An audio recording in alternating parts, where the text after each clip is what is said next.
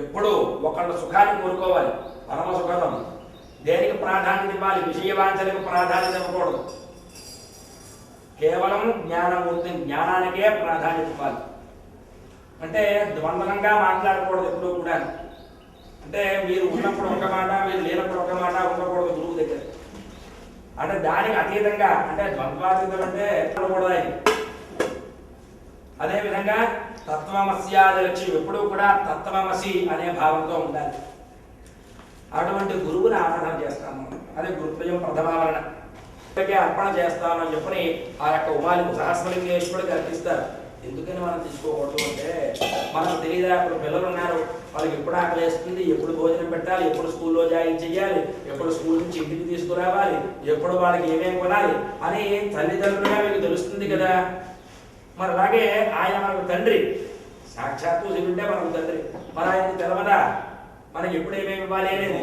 కనుక ఈ పూజాపరం ఇప్పుడు ఒకటే, భగవంతుణ్ణి నాకు ఈ కోరిక కావాలి అంటే ఆ కోరిక మాత్రమే తీరుస్తాడు.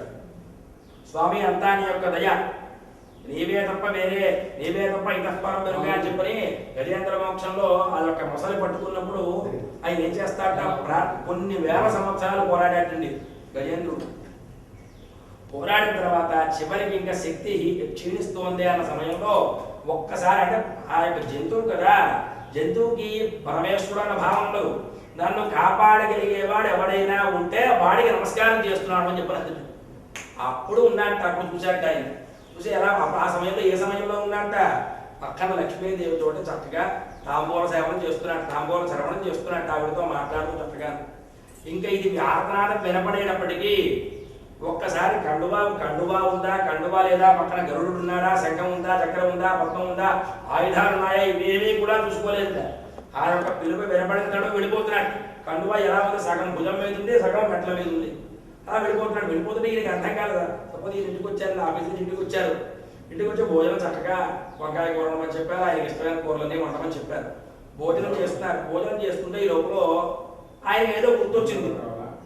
గుర్తొచ్చి మీతో చెప్పకుండా, చేయి కడుక్కోకుండా వెళ్ళిపోతున్నారు. మీరు ఏం చేస్తారు ఇప్పుడు? అలా ఎందుకు వెళ్ళిపోతున్నారు? అంటే ఈ మనిషి ఇప్పుడే వచ్చాడు, వెంటనే వెళ్ళిపోతున్నాడు నా ఆదుర్దా మీకు ఉంటుంది కదా. అలాగే వెనకాల లక్ష్మీదేవి పరిగెట్టింది. లక్ష్మీదేవి పరిగెడితే స్వామివారు ఎప్పుడు కూడా కారు డ్రైవర్ ఉంటాడు బయట. ఏమిటి కారు నన్ను పిలవకుండా వెళ్ళిపోతున్నారు, ఏమిటి చెప్పి వెనకాల కారు డ్రైవర్ గరుత్మంతుడు బయలుదేరాడు. ఈ గరుత్మంతుడు వెళ్ళినప్పటికీ స్వామివారు ఎప్పుడు కూడా సర్వాలంకార భూషితుడై వెళ్తాడు కదా. మరి శంఖాన్ని వదిలేశాడు, చక్రాన్ని వదిలేశాడు, గద వదిలేశాడు, ఇవన్నీ కూడా వదిలేశాడని చెప్పని ఒక్కొక్కటి వెనకాల పరిగెడుతున్నాయి. అలా పరివారం అంతా కూడా వచ్చిందండి భూలోకానికి. అప్పుడు ఆయనకి అక్కడే చూడండి. ఇంకా భక్తుల్ని కనిపెట్టుకోవడంలో భగవంతుడు తర్వాతే పని. అంటే ఎలా భావన చెయ్యాలి? మా హృదయంలో భావన చెయ్యాలట. అంటే ఇప్పుడు కృష్ణుణ్ణి ద్వారకావాస అంటే ఉండగా రాట. నేను నా హృదయంలో ఉన్నాము, నా హృదయంలోంచి బయటికి రాకుండా వచ్చి కాపాడతాడు. ఎందుకంటే ద్వారకాగా ఎక్కడ చాలా దూరానికి ఉంది కదా. అందుకని మన హృదయంలో నిలుపుకోవాలి భగవంతుని ఎప్పుడు కూడా. సరే, ఆ యొక్క పూజా ఫలాన్ని అర్పణ చేస్తాం ఆయనకి. అర్పణ చేసిన తర్వాత ప్రతి ఆవరణకి కూడా పూజా ఫలాన్ని స్వామివారికే మనం అర్పిస్తాం. మన దగ్గర ఇది కూడా పెట్టుకుంటే ఆవాహనం నజానామి విసర్జనం పూజా విధిని నజానామి క్షమ్యతాం పరమేశ్వర. అసలు ఎలా ఆరాధన చెయ్యాలో నాకు తెలియదు, ఎలా విసర్జన చెయ్యాలో తెలియదు, పూజా విధి ఎలా చెయ్యాలో కూడా నాకు తెలియదు. అందుకనే నీకు అర్పణ చేస్తున్నాను. ఇందులో తప్పులు లోపాలు ఏమైనా ఉంటే అంతా కూడా నీవే తీసుకోవలసింది. నాకేమి నిమిత్త మాత్రుని, నాకు తెలిసినంతలో పూజ చేస్తున్నాను అంటే చెప్పి ఆయన అర్పణ చేస్తాం. సరే, ద్వితీయావరణ వచ్చేటప్పటికి దిక్పాలకు అయ్యారండి. ప్రథమావరణ గురుత్రయం, ద్వితీయావరణ దిక్పాలకు, మూడో ఆవరణ బ్రహ్మ విష్ణు మహేశ్వరుడు. చూడండి, త్రిశూల స్థానస్థిత. అంటే మనకు త్రిశూలంలో 3 కోణాలు ఉంటాయి. ఆ 3కి ప్రత్యేకం ఏమిటంటే బ్రహ్మ విష్ణు మహేశ్వరుడు అన్నమాట. మొత్తం 324 లింగాలు ఉంటాయి. ఇక్కడ ఈ మూలలో ఉంటుంటాయి మొత్తం 3 లింగాలు. వాళ్ళని తృతీయావరణగా పూజ చేస్తాను. ఆ తృతీయావరణ అయిన తర్వాత చతుర్థావరణ ఏ ఫలితం, ఏ పూజ చేసినా కానీ వాళ్ళ ఫలితాన్ని స్వామివారికి అర్పిస్తూనే ఉంటాం. అది ఏ పూజ చేయనివ్వండి, మొత్తం ఆ పూజ అంతా కూడా అయిన తర్వాత ఏ పూజ చేస్తున్నా సరే ఆ ఫలితాన్ని సహస్రలింగేశ్వరుడికి అర్పణ చేయడం మన దగ్గర అట్టే పెట్టుకోం. అది గుర్తుపెట్టుకోవాల్సిన విషయం. అది 3వ ఆవరణ అయిన తర్వాత 4వ ఆవరణ తాండలేశ్వరుడు. అంటే ప్రాకారం ఈ గోడ ఉంది కదండి, అవన్నీ కూడా 400 లింగాలండి. అంటే ఈ 2 కలిపి 100 లింగాలు, ఈ 2 100, ఆ 2 100, ఆ 2 100. మొత్తం 400 లింగాలు. వాళ్ళని తాండలేశ్వరుడు అంటాం మనం. అంటే వాళ్ళంతా ప్రమదగణ అనుకోవడం మొత్తం అంతా కూడా. అంటే చెప్పాలి అంటే శివుడికి రక్షణ కవచంలా అన్నమాట. ఆ విధంగా వాళ్ళని 4వ ఆవరణగా పూజ చేస్తాం. వాళ్ళ పూజా ఫలితాన్ని కూడా స్వామివారికి అర్పణ చేస్తాం. అయిన తర్వాత 5వ ఆవరణ అష్ట గణపతులు, 8 మంది గణపతులు ఉంటారండి. ఇక్కడ చూడండి, ఇక్కడ నుంచి అన్నమాట ప్రారంభం. ఆ గంధం వేసిన లింగాలు ఉన్నాయి కదా, అవి అష్టగణపతులు. అష్టగణపతుల ఫలితాన్ని కూడా స్వామివారికి అర్పిస్తాం. ఆ తర్వాత 6వ ఆవరణ అష్టమూల జలతత్వం ఒకటి, భవాయ జలమూర్తి, సర్వాది క్షతిమూర్తి, ఈశానాయ అర్కమూర్తి, పశుపతయే యజమానమూర్తి, రుద్రాయ తేజోమూర్తి, రుద్రాయ వాయుమూర్తి, భీమాయ ఆకాశమూర్తి, మహాదేవాయ సోమమూర్తి. అంటే అంటే ఒక్కటి జలతత్వం, పృథివీతత్వం, ఆకాశతత్వం, అగ్నితత్వం, వాయుతత్వం, భూతత్వం, చంద్రతత్వం, ఇవన్నీ కూడా.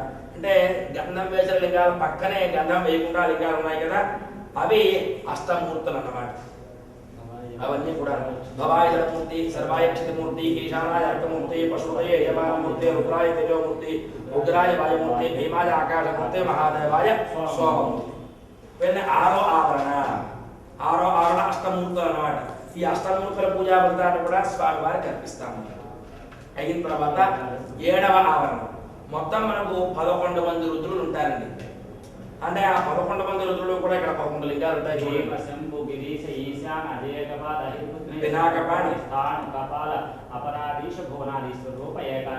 వీళ్ళందరినీ కూడా మనం 7వ ఆవరణగా పూజ చేస్తాం. 7వ ఆవరణ పూజ చేసి ఆ పూజా ఫలితాన్ని కూడా స్వామివారికి అర్పిస్తాం. అర్పించిన తర్వాత 8వ ఆవరణ. శివుడికి పంచముఖాలు ఉంటాయి. సద్యోజాతముఖం, వామదేవముఖం, అఘోరముఖం, తత్పురుషముఖం, ఈశానముఖం. ఇది సద్యోజాతముఖం. ఈ 5 లింగాలు ఉన్నాయి కదా, సద్యోజాతముఖుడు, వామదేవముఖుడు, అఘోరం, తత్పురుషం, ఈశానం. ఈ 5 ముఖాలు. అంటే 5 ముఖాలని కూడా ఆ మంత్రాలతో సద్యోజాత అనే పంచమంత్రాలతో కూడా మనం ఆవాహన చేస్తాం. అది 8వ ఆవరణ. 9వ ఆవరణ వచ్చేటప్పటికి ఇక్కడ 9 లింగాలు ఉన్నాయి చూడండి. నవబ్రహ్మలు అంటారు. అంటే రావణాసురుడు మీకు తెలిసే ఉంటాడు కదా, వాళ్ళ వంశం అంతా కూడా, వాళ్ళ తాతగారు, వాళ్ళ ముత్తాతగారు, వాళ్ళ ముత్తాతగారు వీళ్ళంతా కూడా వీళ్ళందరినీ కూడా ఆవాహన చేస్తాం బ్రహ్మగారి దగ్గర నుంచి. పులస్త్య బ్రహ్మ, పులహ బ్రహ్మ, కశ్య కర్దమ ప్రజాపతి, అగ్ర ప్రజాపతి, దక్ష ప్రజాపతి, ఆ తర్వాత బ్రహ్మగారు, వీళ్ళందరినీ కూడా 9వ ఆవరణగా పూజ చేస్తాం, 9వ ఆవరణ. ఆ తర్వాత సాధారణంగా పెళ్లిలో అరుంధతి నక్షత్రం చూపిస్తారు, చూసే ఉంటారు. అంటే అరుంధతి ఒక్కదా ఆవిడనే కాకుండా సప్తఋషి సహితంగా అరుంధతిని పూజ చేస్తాం. అది 10వ ఆవరణ. అక్కడ 2 లింగాలు పెట్టారు చూడండి. అంటే కశ్యపుడు, అత్రి, భరద్వాజుడు, విశ్వామిత్రుడు, గౌతముడు, వశిష్ఠుడు, జమదగ్ని. అంటే వీళ్ళ పేర్లే తెలుసు సాధారణంగా. మనకు భార్యలు కూడా ఉన్నారు కదా. అతిథి సహిత కశ్యపమావాహయామి, అనసూయా సమేత అత్రిమావాహయామి, రేణుకా సుశీలా సమేత భరద్వాజమావాహయామి, కుముద్వతి సమేత విశ్వామిత్రమావాహయామి, అహల్యా సమేత గౌతమమావాహయామి, అరుంధతి సమేత వశిష్ఠమావాహయామి, రేణుకా సమేత జమదగ్నిమావాహయామి. వీళ్ళందరూ కూడా సప్తఋషులు అన్నమాట. సప్తఋషుల్ని కూడా పూజ చేస్తామండి. ఎన్నో ఆవరణది? 10వ ఆవరణ. 9 అయిపోయింది, 10వ ఆవరణ అన్నమాట. ఆ 10వ ఆవరణ అయిన తర్వాత 11వ ఆవరణ. ఓం నమ శివాయ. ఓంకార, నకార, మకార, సికార, వకార, యకార. అంటే సాధారణంగా నమ శివాయ అంటే పంచ ఓంకారం ప్రతి మంత్రానికి కూడా ప్రధానం, ప్రణవం ప్రధానం. ప్రణవం లేకుండా ఇది ఉండదు. కనుక ఆ ఓంకారాన్ని కలుపుకుని 6 లింగాలు అన్నమాట ఆ ఓం నమ శివాయ మంత్రానికి. అంటే వాళ్ళని షడ్తారకులు అంటారు. వాళ్ళని 11వ. ఇక 12వ ఆవరణ. అంటే మనకు దక్షిణామూర్తి స్వరూపం శివుడు. అంటే దక్షిణామూర్తి స్వరూపం ఎందుకు అవతరించాల్సి వచ్చింది అంటే బ్రహ్మజ్ఞానం తెలుసుకోవాలి. అంటే ప్రతిదీ కూడా బ్రహ్మే. అంటే బ్రహ్మజ్ఞానం అంటే ఏమిటి అంటే మనకు ఎవరిని చూసినా కానీ వాళ్ళలో భగవంతుడిని మనం చూడగలగాలి. పరబ్రహ్మతత్వం అంటే దేవతా స్వరూపం. అంటే ఎలాగా మీకు బాగా చెప్పాలి అంటే మనీషా పంచకం శంకరాచార్య స్వామి వారు మనీషా పంచకాన్ని చేశారు. అంటే అక్కడ వృత్తాంతం ఏమిటి అంటే శంకరాచార్య వారు వెళుతూ ఉంటే చండాలు అడ్డొస్తారు అన్నమాట. అడ్డొస్తే పక్కకు తొలగవయ్యా అంటారు మిగతా వాళ్ళంతా కూడా. ఒక్కడే ప్రశ్న, ఎవరిని తొలగమంటున్నావు అంటే నన్ను తొలగమంటున్నావా, ఆత్మను తొలగమంటున్నావా? సరే, అప్పుడు ఆయనకి ఆ పరబ్రహ్మతత్వం ఏమిటి అంటే ఆత్మ వేరు కాదు, శరీరం వేరు కాదు. ఆత్మ అనేది ఎప్పుడూ కూడా నిత్యంగా ఉంటుంది. అది శరీరం పోయినప్పటికీ కూడా ఆత్మనిత్యమే కనుక ఆ తత్వం మనకు వాడుకలోకి రావాలి. అదే సాధారణంగా మనం చెప్పుకున్నంత తేలిక కాదు. అంటే ఎందుకంటే ఏం చెప్తారు అంటే శృగాద రూపాయ నమః అని చెప్పి శివ సహస్రనామాల్లో ఒక నామం ఉంది. అంటే భగవద్గీతలో కూడా స్వసురేచ స్వపాకేచ పండిత సమదర్శన అని చెప్పింది. అంటే కుక్క మాంసం అమ్మేవాడిలో కూడా భగవంతుడిని చూడాలి. కాకపోతే ఆ చూడటం అనేది ఎందరో యోగులకి సాధ్యపడుతుంది తప్ప మనం కబుర్లు చెప్తాం కూర్చుని, ఇక్కడ కూర్చుని నేను కబుర్లు చెప్తాను, మీరు విన్నంత వరకు, నేను చెప్పినంత వరకు, మీరు విన్నంత వరకు బాగానే ఉంటుంది. అంటే when it comes to reality అది వేరే విషయం. అదంతా కూడా సాధ్యం కాదు, కొంతవరకే సాధ్యం అవుతుంది మనకు. అంటే ఇలా సాధ్యం కావాలంటే ఇంకో పరిపక్వత రావాలి, మనం ఇంకో జన్మ ఆ జన్మలో పాసిబుల్ అవుతుందేమో కూడా. సాంప్రదాయ ప్రవర్తకుల్లో ఇద్దరు మాత్రమే ఉన్నారు. ఒకళ్ళు దక్షిణామూర్తి, ఒకళ్ళు హయగ్రీవుడు. లలితాశాస్త్రం చెప్తాం కదా, ఇది శ్రీ హయగ్రీవాగస్త్య సంవాదే. అంటే అది ఎవరి సంవాదంట అంటే అగస్త్యుడికి హయగ్రీవుడికి. హయగ్రీవుడు అగస్త్యుడికి ఉపదేశం చేశాడు లలితాశాస్త్రం అంతా కూడా. ఋషులు ఎవరు మరి దీనిందరికీ కూడా ఒక్కొక్కడు ఒక్కో నామం చెప్పారు. ఎవరు చెప్పారంటే వసన్యాది వాగ్దేవతలు. అస్య శ్రీ లలితాశాస్త్రనామ స్తోత్రమహామంత్రస్య వసన్యాది వాగ్దేవత ఋషయః. అంటే వాళ్ళు ఒక్కొక్క నామాన్ని చెప్తారంటే వాళ్ళంతా కూడా. అంటే అటువంటి దక్షిణామూర్తులు అంటే మీకు చదువు కావాలి అంటే జ్ఞానం అంటే జ్ఞానవంతమైనటువంటి చదువు వేరు, విద్య వేరు. చదువుని ఉపయోగించారు కానీ చదువు అంటే మన ఇంగ్లీష్ దాన్ని చదువు అంటాం. విద్య అంటే వేద విద్యే విద్య. చదువు వేరు, విద్య వేరు. అంటే బ్రాహ్మణుడు విప్రుడు ఒకటి కాదండి. బ్రాహ్మణుడు వేరు, విప్రుడు వేరు. అంటే దానికి చెప్పాలంటే చాలా తేడా ఉన్నాయి అన్నీ కూడా. కనుక ఏమిటంటే ఇక్కడ శివలింగం ఉంది చూడండి. దక్షిణామూర్తిని మనం 12వ ఆవరణగా పూజ చేస్తాం. ఇప్పుడు చెప్పుకున్న వృత్తాంతం అంతా కూడా ఆ పూజా ఫలితాన్ని కూడా స్వామి వారికి అర్పణ చేస్తాం. అయిన తర్వాత 13వ ఆవరణ త్రయోదశావరణ అంతశ్చండీదేవి. ఈ ఇక్కడ ఏంటో ఉంది కదా అమ్మవారిని 13వ ఆవరణగా పూజ చేస్తాం. ఆ పూజా ఫలితాన్ని కూడా స్వామి వారికి అర్పణ చేస్తాం. ఆ తర్వాత గౌరీదేవి పైన లింగం ఉంది కదా, గౌరీదేవి ఆవిడని 14వ ఆవరణగా పూజ చేస్తాం. 14 అయిన తర్వాత ఈ యొక్క శ్రీచక్రం పెట్టారు కదా, ఈ పసుపు కుంకుమ వేసిన భాగం ఉంది. అంటే మనకు శివలింగంలో సాధారణంగా చూస్తే అర్ధనారీశ్వరుడు అంటారు. అంటే పై లింగం ఒకటి కూడా శివుడు, కింద పానవట్టం అదంతా కూడా సాక్షాత్తు మహాత్రిపుర సుందరి. అది ఒక సాంప్రదాయంలో. ఇంకో సాంప్రదాయంలో ఏమిటి అంటే కింద భాగం విష్ణువు, పై భాగం శివుడు. అందుకనే మనకు లంకానగరంలో 9 కోటి శివాలయాలు ఉన్నాయి లంకానగరంలో. సరే ఎక్కడో ఏం చదివాక అంటే ఈ యొక్క పానవట్టం అంతా కూడా విష్ణుతత్వం అనేటప్పటికీ 9 కోటి శివాలయాల్లో కూడా పానవట్టం లేకుండా శివలింగాలు ఒకటే పెట్టారు. అంటే విష్ణు అంటే ద్వేషం కదా వాడికి. అంటే అలాగా అంటే ఈ యొక్క మహా త్రిపుర సుందరీ దేవిని మనం 15వ ఆవరణగా పూజ చేస్తాం. ఆవిడే పంచదశీ స్వరూపం. సరే ఆ పూజా ఫలితాన్ని కూడా స్వామి వారికి అర్పణ చేస్తాం. ఆ 15వ ఆవరణ అయిన తర్వాత 16వ ఆవరణ షోడశావరణ మహాలింగ పరమశివతత్వం. అంటే మనం చెప్తాం శుద్ధ సత్వం అని చెప్పని. అంటే స్ఫటికం ఏ విధంగా అంటే క్రిస్టల్ ఏ విధంగా ఉంటుందో ఆ విధంగా ఉంటాడు శివుడు. అంటే మీకు కొన్ని స్వరూపాలు ఉన్నాయి. నలుపు రంగును చూస్తే ఎవరు గుర్తు రావాలండి? నారాయణ స్వరూపం గుర్తు రావాలి.